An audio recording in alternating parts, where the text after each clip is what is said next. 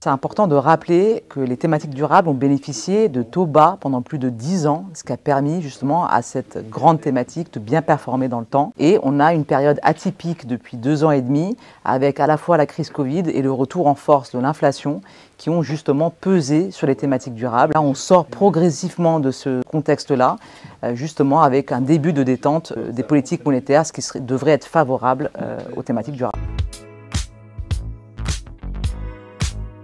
Ça fait partie du cœur de la stratégie, du processus d'investissement, d'analyser, de faire de la veille des méga-tendances et de justement essayer de se positionner afin de capter le potentiel des titres qui épousent ces méga-tendances. Pour donner l'exemple des infrastructures, aujourd'hui, l'IEA estime qu'il y a plus de 500 milliards de dollars d'investissements nécessaires en plus par an pour les pays pour justement atteindre leurs objectifs sur la période 2023-2030.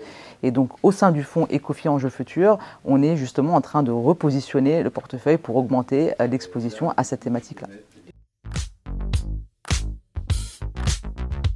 Qu'il soit article 9, ISR et multithématique durable. Deuxième point, donc, qui s'appuie sur la partie financière, sur un processus d'investissement à la fois top-down et bottom-up, et sur une analyse ISR propriétaire avec la méthodologie PRISM.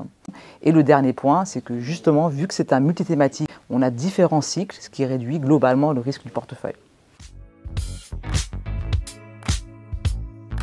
Oui, aujourd'hui, on est justement à l'amorce d'une période d'assouplissement monétaire, ce qui est favorable aux thématiques durables parce que justement la baisse des taux, c'est une bonne chose pour les valeurs de croissance. Et le deuxième point, c'est qu'on aura une diffusion au-delà de l'intelligence artificielle, justement sur les thématiques durables qui devraient en bénéficier en relatif.